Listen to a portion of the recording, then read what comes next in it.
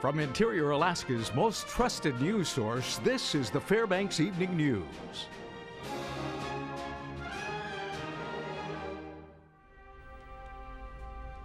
Opening arguments are set to begin tomorrow morning in the trial of a North Pole man accused of multiple counts of sexual abuse of a minor. Good evening, I'm Daryl Clark. And I'm Stephanie Woodard. A jury was selected this afternoon in Fairbanks Superior Court for 45-year-old Alan Hughes. Hughes is standing trial, charged with 27 counts of the sexual abuse of a minor. Tomorrow, prosecution will lay out their case against Hughes. Documents filed early in the case allege that Hughes sexually abused 2 young girls. A third male victim was also reported in the case after the girls say Hughes forced them to have sex with the boy. Hughes is currently in custody at Fairbanks Correctional Center. His bail was set at $250,000. Proceedings continued this afternoon in Fairbanks Superior Court for a man whose murder indictment was dismissed. John McDonald was indicted on charges of first and second degree murder in the, quote, induced suicide of his wife. Judge Bethany Harbison has since dismissed the indictment based on a motion filed by McDonald's defense attorney claiming that police used illegally obtained statements against him. Prosecution has until this Friday, August 7th, to refile the indictment. Today, they would not comment on whether or not they plan to refile and what charges they would file if they do seek re-indictment. In the meantime, family members did speak, saying they were concerned about the proceedings and the judge's choice to throw out the indictment. I want justice. 1 year is not justice. 2 years isn't justice. 10 years is not justice. I wanted life, and the judge threw it out.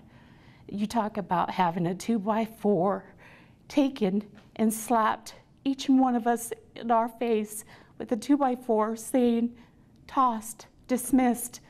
That's not justice. That hurts. The Tanana Chiefs Conference is looking for volunteers with boats to help search for the body of 30-year-old Tyler Covert, who was last seen jumping into the Chena River on Sunday. Officials say that Covert jumped with another man off of the Centennial Footbridge. The other man was able to get to shore, but Covert never surfaced.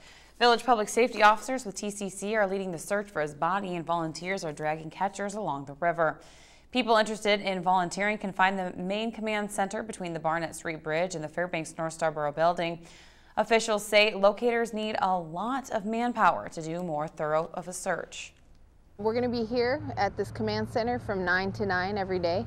We'll have an incident commander, and we'll have our VPSO boat here along with Fairbanks Fire intermittently besides other missions that they have. So yeah, anyone that wants to come out and help support the search, definitely more boats, more manpower. You know, as we get more searchers here, hopefully, we're going to need food and water for them, so we can make sure they're taken care of while they're out searching. It can be, you know, especially in this heat, can be very exhausting.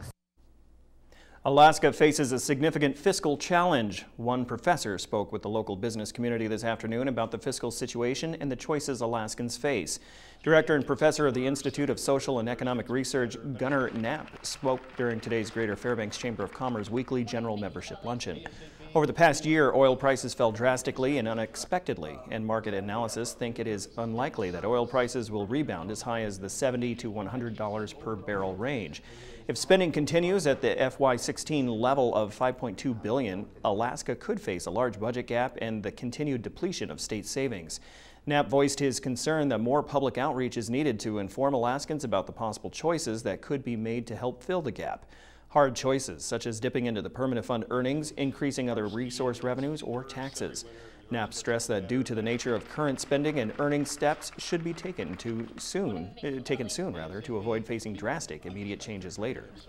Well, people are going to have different ideas about this, and that's fine. But the point is that whatever your politics are, we can't keep on doing what we've been doing, which is spending more than we're bringing in. At a certain point, that doesn't work. So, do we want to spend less or bring in more money? If we're going to spend less, how are we going to cut spending? If we're going to get more money, where are we going to get it from? That's what we have to face up to. All right, when we come back, the Congressional Medal of Honor winner will be speaking to war veterans about a number of subjects, and we'll tell you what. Also in our weekly health report, Monty Bowen reports on how diets can be very effective if they are followed properly. Those stories are next. Stay with us. And welcome back. The 32nd Annual Alaska Tribal Court Development Conference kicked off earlier today here in Fairbanks. The event was put on by the National Judicial College, the Tanana Chiefs Conference, and the UAF Tribal Management Program. More than 150 participants who hold various tribal justice roles throughout statewide communities attended the conference to learn from experts and network with each other to discuss solutions to some of the biggest challenges they face. The conference is focusing on the role tribal courts play in community wellness. Topics from the first day of speakers included self-governance, restorative justice, and drug and alcohol regulation. Husulia tribal member Caesar Agnes spoke about implementing airport drug searches in her village and collaborating with people across the state. We started working something like that in our area, and it's been amazing. I mean, they're so far away, but yet what they're doing is impacting what we want to have happen in our community. I just know that it can happen for every village if they just take the challenge and accept it to, you know, help make their community healthier. Medal of Honor recipient Drew Dix is in Fairbanks to deliver a special message to war veterans during a community forum tomorrow night. The forum is open and free to the public to attend. It takes place from 6:30 to 8 o'clock at the Raven Landing Community Center. Dix was awarded the Medal of Honor for actions during the 1968 Tet Offensive. As a staff sergeant, he led groups of ARVN fighters in rescuing civilians and driving Viet Cong forces out of the city of Chau Phu. He was awarded the Medal of Honor by President Lyndon B. Johnson in '69.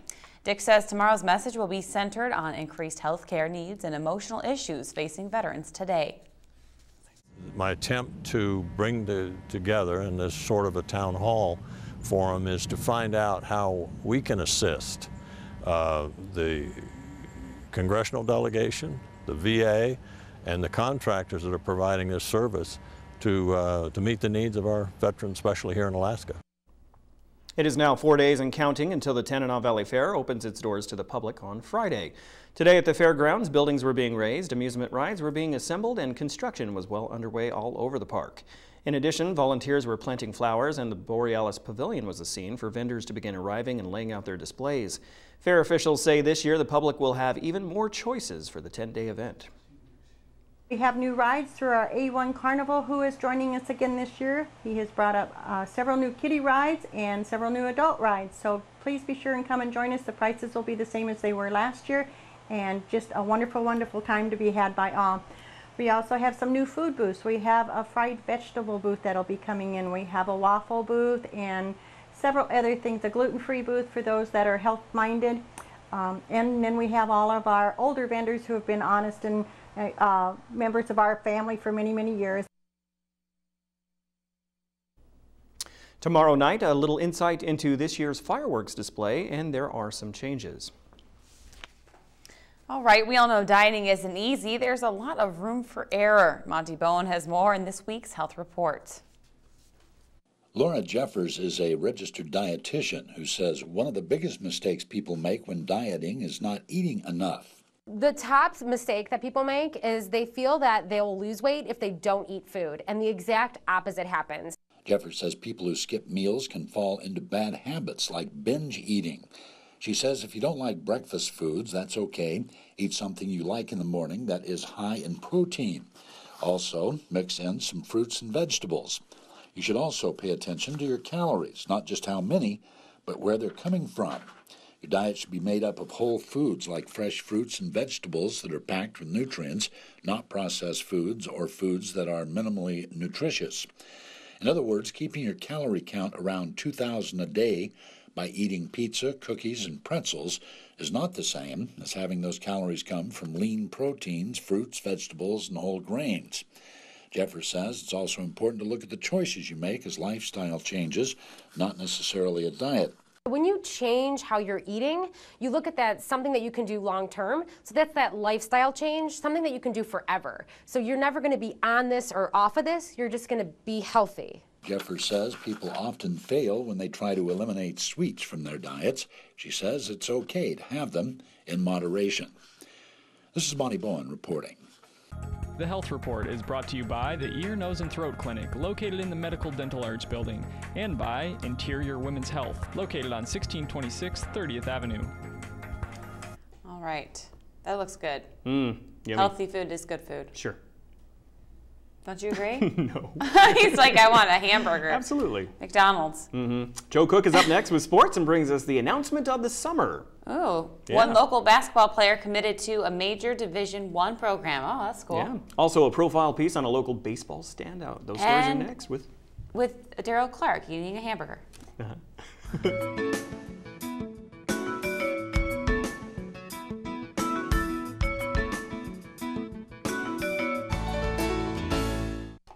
Welcome back, Interior Sports fans. It's time for the Tuesday Sportscast. I'm Joe Cook. Big news today coming from probably the best girls basketball player in the state. I'll just say that. She's the best girls basketball player in the state. West Valley's Ruthie Hebert verbally committed to the University of Oregon. Hebert made the announcement on her Twitter account this afternoon. She visited Oregon back in June. She was being sought after by a lot of major programs like Kansas, Gonzaga, and Oregon State, to name a few. Oregon went 13-17 last year under first-year head coach Kelly Graves, who came in from Gonzaga. He has 3 Sweet 16s and an Elite 8 appearance under his belt. Hebert ranked 8th as a forward and 54th overall in the ESPN W100 rankings. As a 2-time Alaska Gatorade Player of the Year, the versatile forward averaged 25.6 points, 13 rebounds, 3 blocks, and 3 steals per game, and led the Wolfpack to the state final last season. She even had a 51-point game last year. Hebert also has a 3.5 GPA. The early signing period for basketball is in November. After the first 2 weekends of regular season hockey, the Ice Dogs will head to Blaine, Minnesota for the NAHL Showcase. The schedule for the showcase was released on Monday. The Ice Dogs will play the Aberdeen Wings, the Lone Star Brahmas, who made it to the Robertson Cup semifinals last year, a division foe in the Minnesota Magicians, and the Ice Dogs will wrap up the showcase against the Brookings Blizzard. The NAHL Showcase tournament is September 23rd through the 26th at the Schwann Super Rink. Players will perform in front of NHL, NCAA, and Junior Scouts. Ice Dogs training camp begins August 30th, and Fairbanks will open the season at Chena River on September 11th. Here's Ice Dogs GM Rob Profit describing the Ice Dogs offseason. It's a lot about player procurement, a lot about talking, recruiting, talking to families. I mean, you start with this huge pool, is it 3,000 kids way back that we're starting with right now again to work for next year, and you keep cutting it down and getting to know them, building relationships. Now it's time to get ready to roll again for our 19th season. It's amazing that even comes out of my mouth. It just seems like yesterday, but we're excited for a great year. The fall season for UAF athletics is approaching, and season tickets for the volleyball team will go on sale tomorrow. The Alaska Nanniks will begin selling season and single game tickets for the 2015 season on Wednesday. The Nooks start their season with the annual Blue and Gold game on August 29th. Alaska will host the Flint Hills Resources Nannik Classic on Friday, September 4th. UAF's home opener is September 22nd against UAA. How about that? Alaska returns 12 players, including standout Sam Hartoon for her senior season. It will also be the first season under new head coach Bryant Scott. For ticket prices and more, visit this story on the sports page of Webster11.com. And now we wrap things up with a feature on a gold panda that you're probably very familiar with, but you may not recognize him. He's changed since last summer. Here's more on the growth of Scooter Bynum. After choosing baseball for college, Scooter Bynum, a Monroe Catholic school grad, played for the Gold Panthers right out of high school in 2014. He played in 20 games, and it was a wake-up call. His year at Arizona Western helped with his transition. I got to really find my own work ethic, and I got to get in the weight room, got a little bit bigger.